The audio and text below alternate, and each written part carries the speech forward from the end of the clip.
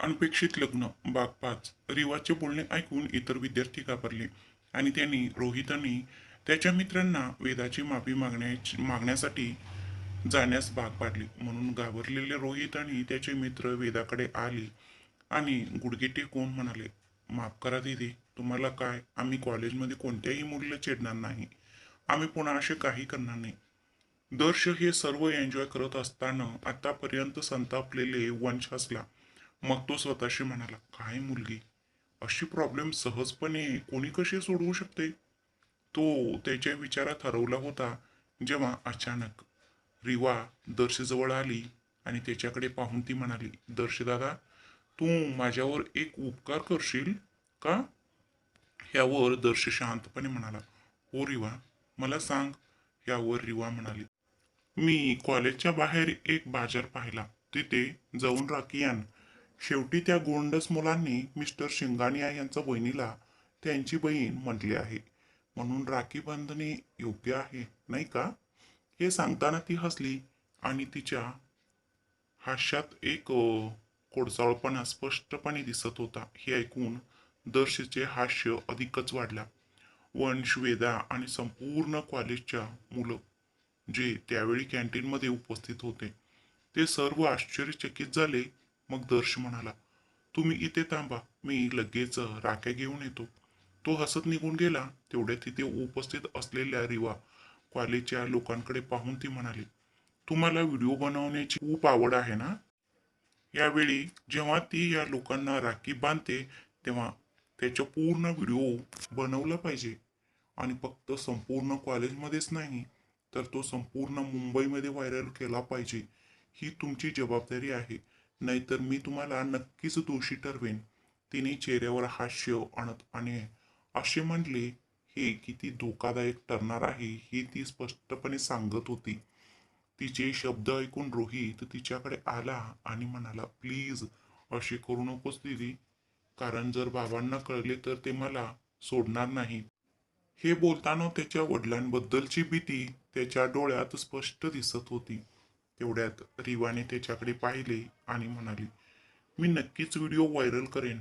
अरे, शेवटी त्यांना हे देखील माहीत असले पाहिजे की त्यांच्या मुलाला पैसे खर्च करून कॉलेजला पाठवत आहेत, तो काय करत आहे. आणि आता इथे शांतपणे बसून राहा, नाहीतर मी तुला कानाखाली मारेन आणि पोलिसांना बोलावेन. तिने ते शेवटचे शब्द दात ओठ खात म्हणाले, ज्यामुळे रोहित आणि त्याचे मित्र घाबरले आणि ते शांत बसले. रिवाने वेदाकडे पाहिले आणि म्हणाले, हो मिस लाडू, आता तुम्ही मला तुमचे संपूर्ण नाव सांगाल का. मी तुम्हाला खूप वेळापासून असे झाक मारत आहे. असे म्हणत ती जवळच्या टेबलावर बसली. तिथून पाण्याची बाटली उचलली, ती उघडली आणि पिऊ लागली. तिच्या बोलण्यावर अजूनही धक्का बसलेली वेदा शुद्धीवर आली आणि म्हणाली, माझे नाव वेदा शिंगाणी आहे. असे म्हणत ती हळूहळू रेवाच्या जवळ आली आणि तिच्या कानात कुजबुजली, दीदी, पण हे सर्व करण्याची गरज आहे का. चल आता ते सोड. तू मला आधीच खूप मदत केली आहेस. पुढे काहीही झाले तरी भाऊ ते सांभाळेल. आणि हे म्हणत असताना तिच्या आवाजात स्पष्ट संकोच आणि अस्वस्थता होती. म्हणून रिवाने तिच्याकडे डोळे मोठे करून पाहत म्हणाले, बाळा, आयुष्य कायमचे नसते. तुला वाटेल की तुझे भाऊ तुझी काळजी घेतील, पण देव करो एके दिवशी त्यांना काही झाले, मग तू काय करशील. मी देखील माझ्या वडिलांना गमावले. जोपर्यंत ते जिवंत होते मला वाटले होते की ते माझी काळजी घेतील, पण आता मला स्वतःला स्वतःची काळजी घ्यावी लागते. आणि म्हणूनच तुला त्याची सवय लावावी लागते. म्हणूनच तुला काही गोष्टी आणि अशा लोकांना स्वतः हाताळायला शिकण्याची गरज आहे. कारण आपण मुली कमकुवत नाही आहोत. फक्त मन घट्ट कर, सर्व काही ठीक होईल. आणि सर्व काही आपल्या इच्छेनुसार घडते. भल्या भल्यांनी स्त्रियांचं हातातून मरण पावलेलं आहे. म्हणून महाभारत आणि रामायण दोन्ही स्त्रियांचा सन्मानासाठी लिहिले गेले होते. त्रेतायुगात सीतामाता आणि द्वापारयुगात द्रौपदी. तेव्हा देवाला, पण ही कलयुग आहे तुला वाचवण्यासाठी. इथे कोणीही देव येणार नाही. म्हणून तुला स्वतःलाच सक्षम बनवायचं आहे. स्वतःवर विश्वास ठेव. त्या देवावर विश्वास ठेव. पण तुझ्या आयुष्याचं लगाम तुमच्या स्वतःच्या हातात ठेव. हे सांगताना रिवाच्या डोळ्यात अनेक अव्यक्त भावना होत्या. इतके वेळ शांत असलेले वंश तिच्याकडे टक्क लावून पाहत होता. तिच्या शब्दांच्या वेदावरही परिणाम झाला आणि ती म्हणाली, तू बरोबर बोलत आहेस. जीवन कायमचे नसते आणि मी माझ्या भावाच्या मागे लपू नये. मी त्याची ताकद बनली पाहिजे, त्याची कमजोरी नाही. माफ कर दीदी, मी हे लक्षात ठेवेन आणि उद्यापासून मी कराटेचा क्लासला जॉईन करते, जेणेकरून मी स्वतः अशा लोकांना हाताळू शकेन. अशा म्हणत तिने हसून रेवाकडे पाहिले. गुड गर्ल म्हणत रेवाने फक्त तिचे गुगुवीत गाल ओढले. तेवढ्यात दर्श राख्या घेऊन आला आणि रेवाला देत म्हणाला, हे घे सिस्टर, सार्वजनिक रक्षाबंधन साजरा कर. मी व्हिडिओ काढण्यासाठी चालू आहे. असं म्हणत तो हसायला लागला. म्हणून रेवाने वेदाला राख्या दिल्या आणि म्हणाले, हे बघ वेदा, तुझ्या नवीन भावांना राख्या घट्ट बांध, कारण हे खूप प्रेमळ नातं आहे. म्हणून हे बांधणं एकदम मजबूत असायला हवं. असं म्हणत तिने रोहित आणि त्याच्या मित्रांकडे एक तिरकस हास्य केलं. वेदा आली आणि राखी बांधणारच होती. तेवढ्यात रिवा म्हणाले, एक मिनिट थांब, फक्त एकच मिनिट. ती वंशच्या फोन अनलॉक करणारच होती. तेवढ्यात वंशकडे पाहून ती म्हणाली, बक बक करणारा बदक, सॉरी सॉरी, म्हणजे सर, जरा डोकं वापरा आणि पुढच्या वेळी एक चांगला पासवर्ड ठेवा, कारण पासवर्ड इतका सोपा, अगदी लहान मुलगाही तो अनलॉक करू शकतो. मग तिने वेदाच्या फोनवर एक गाणं लावलं, भैया मेरे राखी के बंधन को निभाना, भैया मेरे छोटी बहन को ना रुलाना. हे गाणं ऐकून आजूबाजूचे सगळे हसायला लागले. दर्श हसत होता आणि वंशही हसत होता, पण तो अजूनही तिच्या आधीच्या शब्दांवर रागवला होता आणि स्वतःशी म्हणाला, तू माझ्या बहिणीला वाचवलंस म्हणूनच मी ती सोडून देत आहे. मला बदक म्हणायची तुझी हिंमत कशी झाली? पण त्याने हे सर्व बाजूला सारले आणि सोचा आनंद घेत राहिला. वेदा आधी पुढे झाली आणि रोहितला राखी बांधली. रिवा म्हणाली, मी तुला शिक्षा केली आहे, पण तुझा मित्र जो त्यावेळी तुझ्या नव्या बहिणीबद्दल फालतूगिरी करत बोलत होता ना, तू आता त्याला मार, कारण वेदा आता तुझी बहीण आहे. बहिणीला रक्षण करणे तुझं कर्तव्य आहे. प्रतिसाद देण्याचा दुसरा मार्ग न मिळाल्याने रोहितने त्याच्या मित्राला मारले. त्याच्या मित्राने प्रत्युत्तर दिले आणि त्याला काही वेळ मारले आणि दोघंही एकमेकांशी भांडत गंभीर जखमी झाले. तेव्हाच रिवाने त्यांना थांबवले आणि म्हणाले, अरे थांबा, मला ऑफिसला परत जायचे आहे. आधी रक्षाबंधनाचे उत्सव संपवा, नंतर मृत्यूशी झुंज द्या. त्याने वेदाला सर्वांना राखी बांधायला सांगितले. म्हणून वेदाने सर्वांना एक एक करून राखी बांधली आणि दर्शने त्याच्या व्हिडिओज सुंदरपणे शूट केला आणि सोशल नेटवर्किंग साईटवर पोस्ट केला. हे सगळं झाल्यावर रिवा निघून जाऊ लागली, पण मग ती थांबली आणि मागे वळून त्यांच्याकडे पाहत म्हणाली, देवाचे आभार माना, मी ते जपून ठेवले आहे.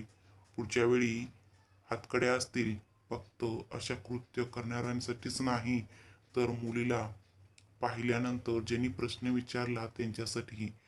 म्हणून सावध राहा, कारण तुमच्या विनोदांमुळे कोणाचा तरी जीव जाऊ शकतो. पुढच्या वेळी असे काही करण्यापूर्वी हे लक्षात ठेवा, कारण रेवा शर्मा नेहमीच तुम्हाला मुलीच्या भावापासून वाचवण्यासाठी येणार नाही. मी फक्त इतक्यात सोडले, जर मिस्टर शिंगानिया माझ्या जागी असते तर तुम्ही आतापर्यंत जिवंत राहिले नसते. शेवटी तुम्ही त्यांच्या एकुलत्या एक बहिणीशी असे वागले आहे आणि तुम्हाला माहिती असायला हवं, कुटुंबाच्या बाबतीत प्रत्येक व्यक्ती किती धोकादायक असतो. मी आणखी काही बोलणार नाही. वेदा, चल, अशा म्हणत तिने वेदाचा हात धरला आणि निघून गेली. त्यानंतर दर्शनी वंश देखील निघून गेले. बाहेर येताना तिने वंशला त्याचा फोन दिला आणि हळुवारपणे म्हणाली, माफ करा सर, मी तुम्हाला फ्लो मध्ये बोलून गेले, पण माझा हेतू तसा नव्हता. असे म्हणत तिने वंशकडे विचित्र हास्य दाखवले. शेवटी तिला तिची नोकरी वाचवायची होती. राग एक गोष्ट होती आणि पैसा दुसरी गोष्ट होती. वंशने तिच्या हातातून फोन घेतला आणि म्हणाला, तू नेहमीच फ्लो मध्ये जास्त बोलतेस. यावेळी तू माझ्या बहिणीला वाचवलेस, म्हणूनच तुझ्या पप्पाने तुला आशीर्वाद दिला आणि मी यावेळी तुला कामावरून काढून टाकले असते. पण पुढच्या वेळी असे करू नकोस, नाहीतर पप्पाही तुला वाचवू शकणार नाही. असे म्हणत तो निघून जाऊ लागला. मग क्षणभर थांबून तो म्हणाला, एक काम कर, आता घरी जा आणि माझ्या सर्व मीटिंग रद्द कर. मी आता वेदासोबत घरी जातो. असे म्हणत त्याने जवळ उभ्या असलेल्या वेदाचा हात घट्ट धरला. त्याच्या पकडीवरून स्पष्ट कळत होते की तो वेदाबद्दल खूप काळजीत आहे आणि ती काहीतरी करेल या विचाराने तो खूप घाबरला आणि दुःखीही होता.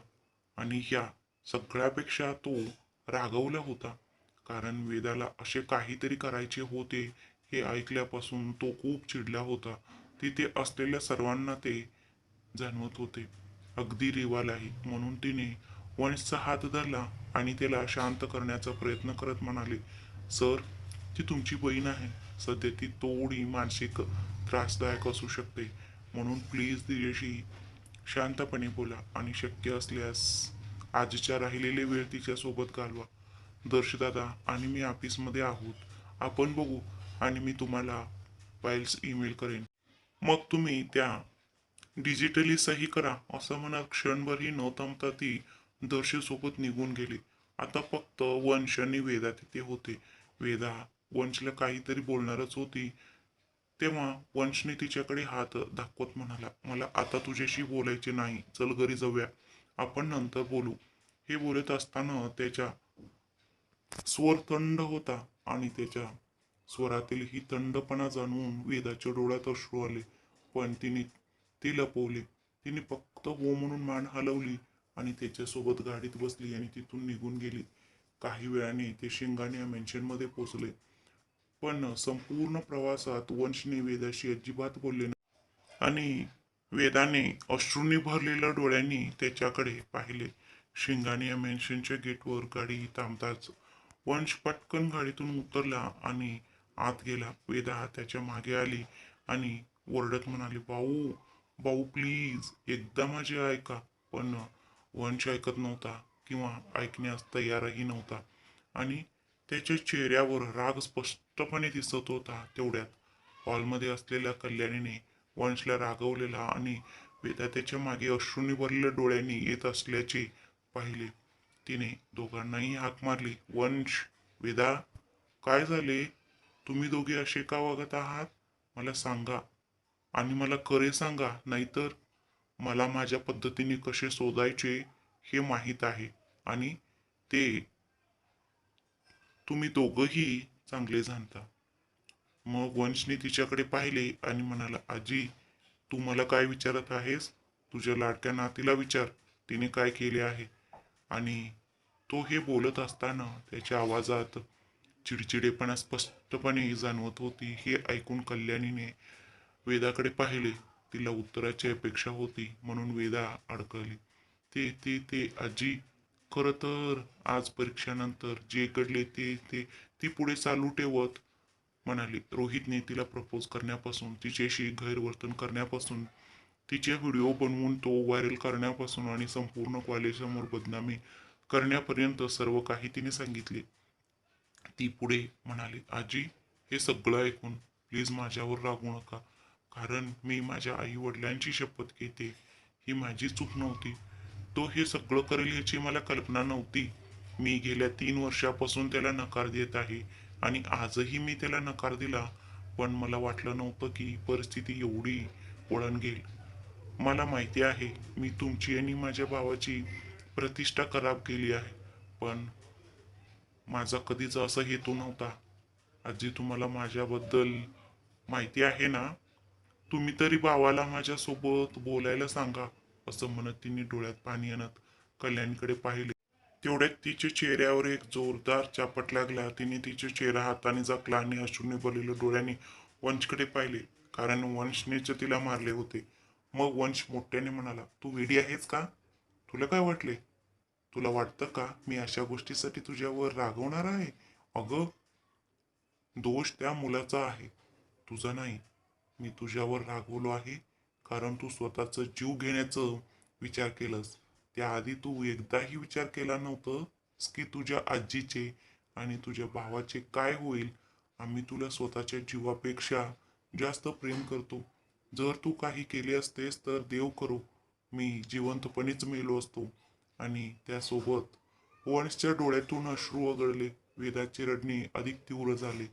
वंशचे शब्द ऐकून कल्याणी वेदाकडे आश्चर्याने पाहिले आणि म्हणाली, वेदा, हेच तुझ्यातील चांगल्या संस्कार आहेत आणि तुला माझ्याबद्दल एवढेच माहिती आहे.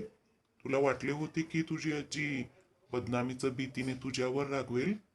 मला त्याबद्दल राग नाहीये बाळा, पण जर वंशी जे म्हणत आहे ते खरे असेल तर तू आम्हा दोघांनाही खूप दुखावले आहेस. मी तुम्हा दोघांनाही माझे जग मानतो. माझी मुले गेल्यानंतर मी त्यांना तुझ्यात पाहतो आणि तू मला या जगात एकटे का सोडून जाणार होतीस हा विचार तुझ्या मनात कसा आला. तू एकदाही माझ्याबद्दल विचार केला नाहीस का. हे बोलताना आजीचे डोळे अश्रूंनी भरले. वेदा अजूनही रडत होती. तेव्हाच वंश म्हणाला, रेवाचे मी आभार मानतो, जिने तुला हे पाऊल उचलण्यापासून थांबविले. त्या लोकांना धडा शिकवला आणि तुला समजावले. नाहीतर कदाचित माझी बहीण आज परत आली नसती, माझ्यासोबत बसली नसती, तर दुसऱ्याच्या खांद्यावर बसली असती. त्या व्हिडिओमुळे आम्ही तुझ्यावर रागवलो नाही. आत्महत्येचा विचार केल्याबद्दल आम्ही तुझ्यावर रागवलो आहोत. लक्षात ठेव. या देशात किती बलात्कार पीडित मुली जिवंत राहतात हे तुला माहिती आहे. जर सर्वांनी तुझ्यासारखं विचार करायला सुरुवात केली तर देशाची लोकसंख्या नष्ट होईल. कारण दर 3 मिनिटांनी इथे एक बलात्कार होतो बाळा. आणि तू तुझी हिंमत गमावलीस आणि ह्यामुळे मरायला गेलीस. आणि तुला माहिती आहे की आम्ही तुला कधीच सोडणार नाही. तरीही तुला हे करायचे होते. तुझ्याकडून हे अपेक्षित नव्हते बाळा. म्हणूनच तू आता माझ्याशी बोलू नकोस. मला खूप वाईट वाटत आहे, समजले. आणि हे बोलून वंश निघून जाऊ लागला. तेवढ्यात वेदा गुडघे टेकली. त्याच प्रकारे रडतीचे कान धरून म्हणाले, मला खरोखर माफ करा भाऊ. मी पुन्हा असे काही करणार नाही. प्लीज मला माफ करा. असं पहिल्यांदाच झाले आणि मी खूप घाबरले होते आणि मला खूप वाईट वाटत होते. मला काहीही समजले नाही. म्हणूनच मी तुला फोन केला, पण रेवा दिदीने फोन उचलला. म्हणूनच मी हिंमत गमावली आणि म्हणाले की मला मरायचे आहे. पण माझा असा काही हेतू नव्हता किंवा मी तुला किंवा आजीला दुखवू इच्छित नव्हते. तुम्ही दोघेही मला माफ करा. मला एक संधी द्या. प्लीज प्लीज मी वचन देते की मी अशी चुका पुन्हा करणार नाही. मी पुन्हा असं काहीही विचार करणार नाही. कारण मला माहित आहे की मी तुझी लाडकी आहे आणि तू माझ्यावर किती प्रेम करतोयस. मला फक्त भीती वाटत होती म्हणून मी चुकीचा मार्ग निवडणार होते. पण पुढच्या वेळी मी असं काहीही करणार नाही. मला आठवेल की तुम्ही दोघे माझ्यावर खूप प्रेम करता. खरं तर तुमच्या आयुष्यापेक्षा जास्त. शेवटचं एकदा मला माफ करा. मी तुमची लाडकी आहे ना, प्लीज. आणि ती हे म्हणत असताना तिच्या अश्रूंनी भरलेल्या डोळ्यात निष्पापपणा आणि सत्य स्पष्टपणे दिसून आले आणि तिच्या अपराधीपणाची भावनाही दिसून आली. तिला असे पाहून वंश आणि कल्याणी दोघांचेही राग एका क्षणात नाहीस झाला. आणि तरीही ते त्यांच्या लाडक्या आणि राजकुमारीवर किती काळ रागवू शकत होते. म्हणूनच दोघांनी तिला उठवून मिठी मारली. आणि मग वंश दबलेल्या आवाजात म्हणाला, मला वचन दे, तू पुन्हा कधी असं काही करणार नाहीस ना. तो तिच्या डोक्यावर हात फिरवू लागला. तर वेदा त्याच्या मिठीतच ती म्हणाली, मी वचन देते भाऊ, मी शपथ घेते. तेवढ्यात कल्याणी आजी त्यांना म्हणाली, ठीक आहे, आता तुम्ही दोघेही जा आणि फ्रेश व्हा. मी जेवण बनवते. तुम्हाला खूप भूक लागली असेल ना. वंश आणि वेदा दोघांनीही लहान मुलासारखे मान हलवली. कल्याणी आजी हसली आणि त्यांना सोडून स्वयंपाकघरात काय तयार होत आहे ते पाहण्यासाठी गेली. ते दोघेही फ्रेश होण्यासाठी त्यांच्या खोलीत गेले. इकडे शिंगाणी ग्रुप ऑफ इंडस्ट्रीमध्ये रिवा दर्शसोबत तिथे आली. फाईल काळजीपूर्वक वाचल्या, एक PDF तयार केली आणि वंशला पाठवली. मग दर्शकडे येताना ती म्हणाली, दादा, माझे काम झाले आहे. मी आता जाऊ शकते का. त्यावर दर्श म्हणाला, ओ माय डिअर सिस्टर, तू जाऊ शकतेस. पण एक गोष्ट आहे. आज तू त्याची धुणं धुतल्यासारखं धुतलीस ना. मी खूप खुश झालो. ज्यावर रिवा म्हणाली, हो, मी बाप्पांची शपथ घेते. माझ्या आयुष्यात इतके घाणेरडे लोक कधीच पाहिले नाहीत. आणि ते ज्या प्रकारच्या गोष्टी बोलत होते आणि वेदाबद्दल ते ज्या घाणेरड्या गोष्टी वापरत होते, ते ऐकून तू काय केले असतेस कुणास ठाऊक. कारण तू आणि तो चिडको वेदा शिंगाण्याला लहानपणापासून पाहिले आहे. मी त्याला ओळखतही नाही. रोहितने त्याच्या मित्रांबद्दलचा राग तिच्या चेहऱ्यावर अजूनही दिसत होता. तिचे शब्द ऐकून दर्श विचारात हरवला आणि वेदाबद्दल काळजी करू लागला. तेवढ्यात रिवाला वंशचे रागवलेले आणि चिडलेले डोळेही आठवले. वेदाबद्दल काळजीत पडून तिने दर्शला विचारले, बाय द वे दादा, मला एक गोष्ट सांग. तो रागीट माणूस वेदावर रागवणार नाही ना? आणि जर तो रागवला तर तिला काहीही होणार नाही ना? कारण तो त्याच्या जागी बरोबर आहे आणि वेदाही. त्यांच्यात काहीही प्रॉब्लेम होणार नाही ना, हे सांगताच रिवाच्या शब्दात आणि डोळ्यात वेदा आणि वंश दोघांबद्दलची काळजी स्पष्टपणे दिसून आली. तिची चिंता ओळखून दर्श हसला आणि म्हणाला, काळजी करू नको.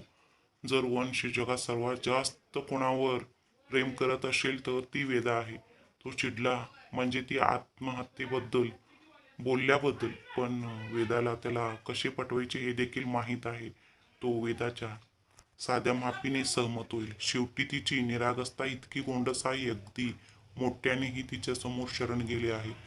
दर्शचे शब्द ऐकून रिवा हसली आणि ती म्हणाली, ठीक आहे, मग काळजी करण्याची गरज नाही. मी आता निघते. ती निघू लागली, पण पुढच्याच क्षणी ती थांबली आणि दर्शकडे पाहत म्हणाली, बाय द वे, जर तुला काही हरकत नसेल तर मी तुला काहीतरी विचारते. पुढच्या आठवड्यात रक्षाबंधन आहे म्हणून मी ती नुकतीच म्हणाली होती. जेव्हा दर्श किलबिलाट करत म्हणाला, मला वाईट का वाटावे? जर तू विचारले नसते तर मी स्वतः विचारणार होते.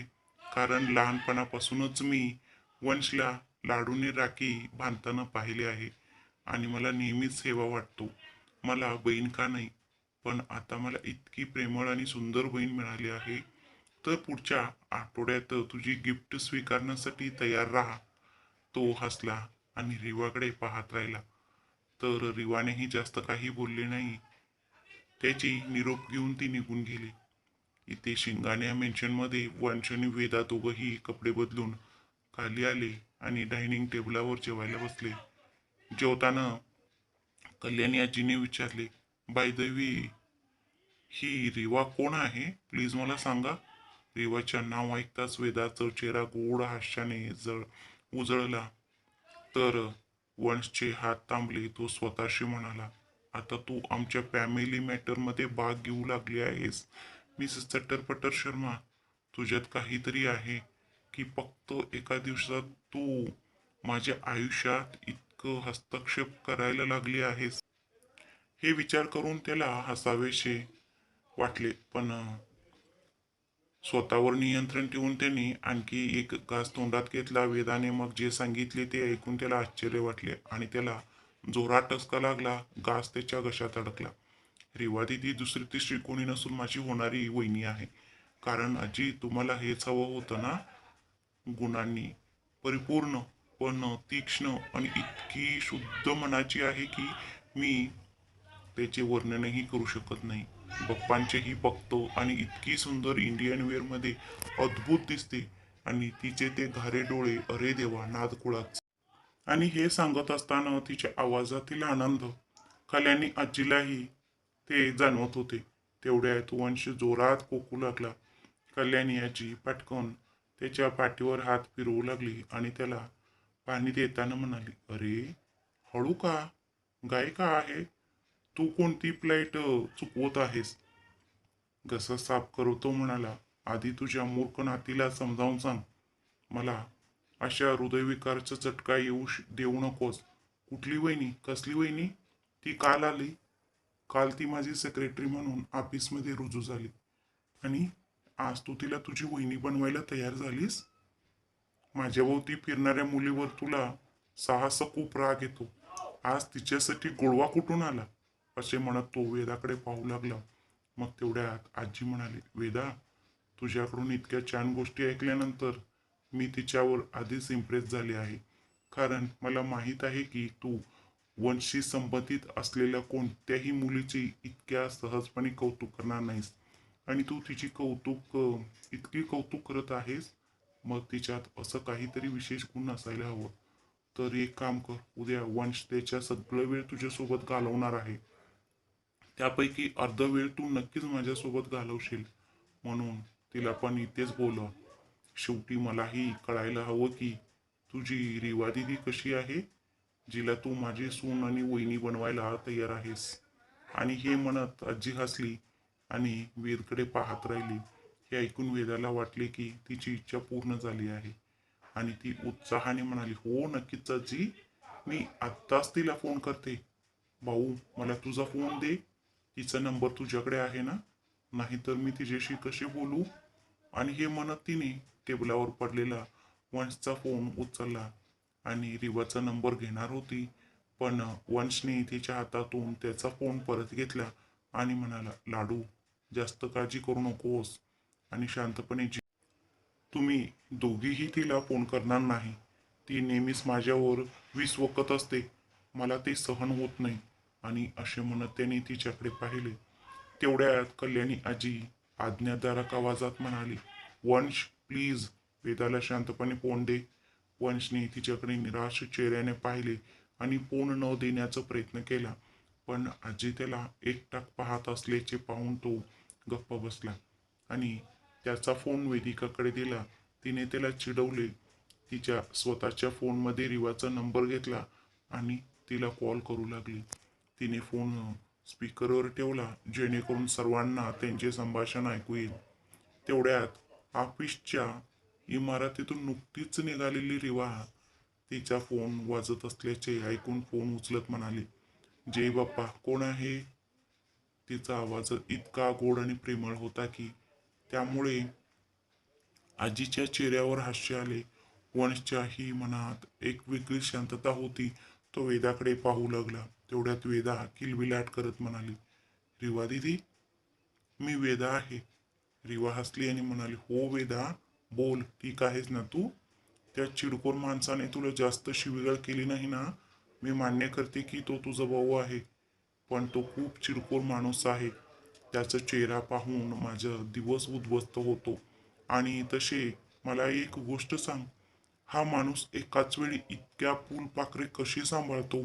अगं, कधी रिया, कधी पिया, कधी शिया, कधी सायली, कधी अनायरा, कधी आणखी कोणी. अगं, अधूनमधून माझ्या केबिनमध्ये त्यांचे फोन येतात, जे मला त्यांना ट्रान्सफर करावे लागते. मी एका दिवसात थकून गेले आहे. ती पुढे बोलत राहिली. दरम्यान वंशने वेदाच्या फोनकडे लक्षपूर्वक पाहिले आणि वेदा आणि आजीने त्यांचे हास्य दाबले आणि रिवाचे बोलणे ऐकू लागले. पण वेदाने वंशच्या चेहऱ्याकडे पाहत रिवाला थांबविले आणि म्हणाली, अरे अरे दीदी, शांत हो. हा त्याचा रोजचा दिनक्रम आहे. तो एक रागीट माणूस आहे. त्याला सोडा. मी तुला फोन केला आहे कारण ऐक. म्हणून रिवाने स्वतःला डोक्यावर टापली मारली आणि म्हणाली, सॉरी वेदा, मी असेच बोलत राहिले. मी तुझे ऐकलेही नाही. बर, तू का फोन केलंस ते सांग. मग वेदा म्हणाली, आज मला वाचवल्याबद्दल खूप खूप धन्यवाद. आणि म्हणूनच तुला उद्या माझ्या घरी यावे लागेल, कारण आजी तुला भेटणार आहे. पण रिवा नकार देण्याचा प्रयत्न करत म्हणाली, नाही, मला उद्या जमणार नाही. वेदा, प्लीज समजून घेण्याचा प्रयत्न कर. मला उद्या ऑफिसला जावे लागेल, नाहीतर मी नक्कीच आले असते. आणि तुलाही माहिती आहे ना, तुझा तो चिडकोर भाऊ कामाच्या बाबतीत खूप चिडकोर आणि कडक आहे. म्हणूनच मी कोणत्याही धोका पत्करू इच्छित नाही. पण मग वंश बोलला, मिस शर्मा, प्लीज उद्या शांतपणे माझ्या घरी या आणि जास्त गप्पा मारू नका. जर माझ्या बहिणीला आणि आजीला तुम्हाला भेटायचं आहे तर या, समजले? आणि तरीही तुम्ही माझे पर्सनल सेक्रेटरी आहात, म्हणून मी कुठे असेन तुम्हीही तिथे असाल. उद्या मी ऑफिसमध्ये नसेन, मी घरी असेन. म्हणून तुम्हीही घरी असाल. आणि हो, पुढच्या वेळी माझ्याबद्दल बोलण्यापूर्वी विचारा, फोन स्पीकरवर आहे की नाही तपासा.